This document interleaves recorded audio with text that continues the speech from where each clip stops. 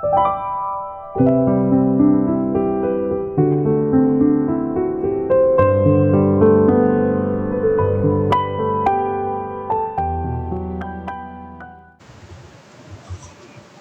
teman-teman, saat ini kita akan belajar mengenai struktur penyampaian garis zaman dalam penginjilan. Jadi metode ini dipakai dalam penginjilan untuk menyampaikan kebenaran melalui Alkitab, melalui sebuah garis di dalam Alkitab yang biasa disebut dengan garis zaman. Dan pada saat ini kita akan belajar mengenai garis zaman yang sangat sederhana sekali untuk menyampaikan Injil kepada seseorang yang dikemukakan oleh Dr. Swen Tauliao. Nah, jadi teman-teman yang saya kasih nama Tuhan Yesus Kristus, di sini diberi judul Rahasia Ilahi Kepastian Masuk Surga. Ini adalah garis dari penciptaan sampai akhir dunia. Yang pertama, ketika kita pergi penginjilan, ketika kita menyampaikan Injil Kristus, kita akan memulai dengan bahwa pada mulanya Allah menciptakan langit dan bumi. Dan di antara ciptaannya itu ada dua makhluk yang sangat spesial, yaitu Adam dan Hawa. Ketika Tuhan menciptakan langit dan bumi, kepada Adam dan Hawa diberikan kehendak bebas hati nurani dan karakter. Teman-teman yang saya kasih dalam nama Tuhan, setelah kita menjelaskan mengenai penciptaan manusia, maka kita menjelaskan bahwa manusia adalah berdosa karena Adam dan Hawa memakan buah yang dilarang oleh Tuhan. Oleh karena itu, di saat inilah kejatuhan manusia ke dalam dosa. Jadi di sini itu masa kekudusan. Nah, sementara di sini ketika Adam dan Hawa makan buah itu, maka manusia jatuh ke dalam dosa. Di dalam Roma pasal 6 ayat 23, pada dosa ialah maut. Jadi teman-teman yang saya kasih Yesus Kristus, batas garis inilah manusia itu sudah jatuh ke dalam dosa, berpisah dengan Allah. Setelah kita menjelaskan itu, kita menjelaskan lagi yang ketiga. Maka ketika itu karena manusia berdosa, maka tidak bisa masuk surga karena Allah yang Maha Kudus tidak bisa dihampiri oleh dosa. Oleh karena itu, seharusnya Adam dan Hawa tidak masuk dalam surga karena mereka sudah berdosa, jatuh dalam dosa di nomor 2 tadi. Setelah kita menjelaskan nomor 3, maka kita menjelaskan nomor 4. Nah, nomor 4 inilah memberitahu bahwa ternyata dosa yang dilakukan oleh Adam itu harus diselesaikan, tapi bukan dengan amal, bukan dengan ibadah, bukan dengan usaha manusia, tetapi dengan apa? Kita lihat selanjutnya. Nomor 5 yang memberitahu kepada kita bahwa ternyata dosa manusia hanya bisa diselesaikan dengan apa? Penghukuman. Jadi dosa manusia itu bukan diselesaikan dengan usaha ibadah atau usaha manusia, tetapi itu diselesaikan dengan penghukuman, saudara-saudara. Nah, setelah kita menjelaskan itu, kita masuk pada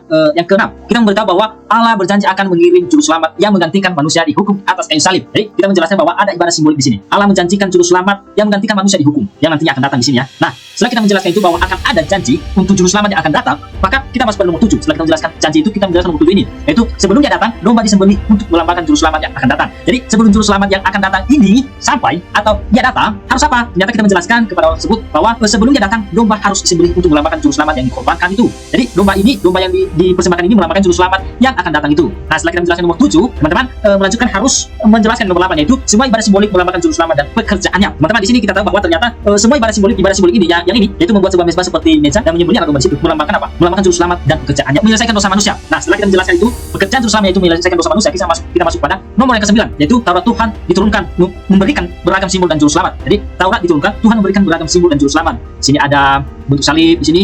Nah, teman-teman yang saya kasih sama Tuhan Yesus, ini semua adalah melambangkan juru selamat yang akan datang. Setelah kita menjelaskan sampai nomor 9 bahwa ini semua lambang ini adalah melambangkan juru selamat yang akan datang, kita masuk pada nomor yang ke-10. Yohanes tampil menunjuk kepada juru selamat. Juru selamat yang dijanjikan tadi itu, dan Yohanes tampil menunjukkan bahwa inilah juru selamat itu, yaitu dicatat dalam Yohanes pasal 1 ayat yang ke-29.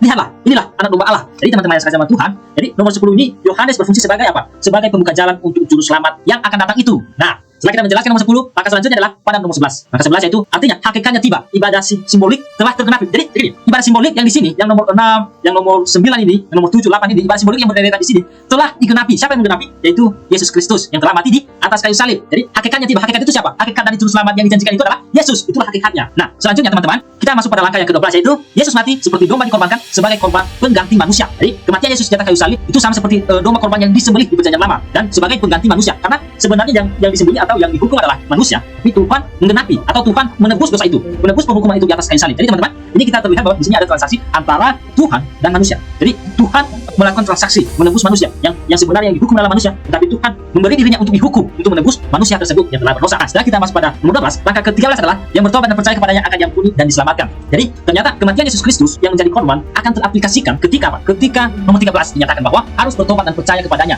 dan akan diampuni dan diselamatkan. Jadi syarat untuk menerima, untuk mendapatkan keselamatan itu yaitu harus apa? Harus bertobat, dan kedua harus percaya kepadanya dan akan diampuni. Jadi ternyata untuk mendapatkan keselamatan itu harus ada syaratnya, yaitu bertobat dan percaya. Jadi teman-teman, jika mau diselamatkan, jika mau hidup dalam Tuhan, harus apa? Ternyata harus bertobat dan percaya. Oleh karena itu, teman-teman yang mendengarkan harus bertobat dan percaya pada Tuhan kita, yaitu Yesus Kristus. Yang ke-14 adalah baptisan, perjamuan, sakramen, kerajinan, kebaikan, Maria ataupun selain iman kepada Yesus tidak dapat menyelamatkan. Jadi ini suatu nomor 14 ini sebuah deretan yang telah terjadi di dunia atau telah diimani oleh orang dunia saat ini, bahwa mereka mengatakan baptisan menyelamatkan, perjamuan Tuhan menyelamatkan, sakramen menyelamatkan, kerajinan menyelamatkan, kebaikan menyelamatkan, Maria menyelamatkan, ataupun selain iman kepada Yesus tidak dapat menyelamatkan. Jadi itulah artinya. Sekarang kita masuk pada nomor yang ke-15.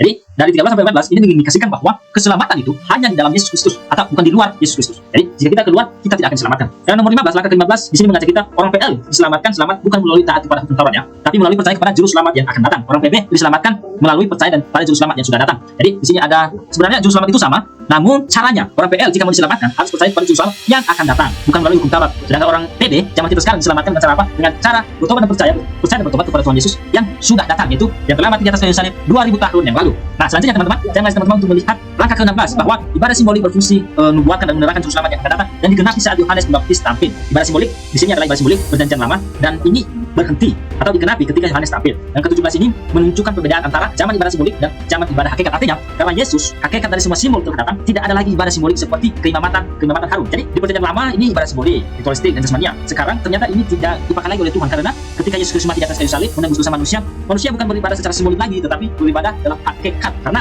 hakikatnya telah datang. Kenapa kita harus beribadah simbolik, memakai ibadah simbolik sementara hakikat dari simbolik ini sudah datang, yaitu Yesus Kristus. Jadi teman-teman, yang saya kasih nama Tuhan Yesus Kristus, inilah konsep atau cara penginjilan yang sederhana sekali untuk kita sampaikan kepada orang. Dan ini adalah garis zaman dari penciptaan sampai akhir dunia. Kan ini lebih spesifiknya sampai di zaman gereja. Jadi teman-teman yang kasih nama Tuhan Yesus Kristus mati di atas kayu salib ketika disalibkan. Dia menebus semua dosa manusia. Dari dosa manusia pertama sampai manusia terakhir telah ditebus.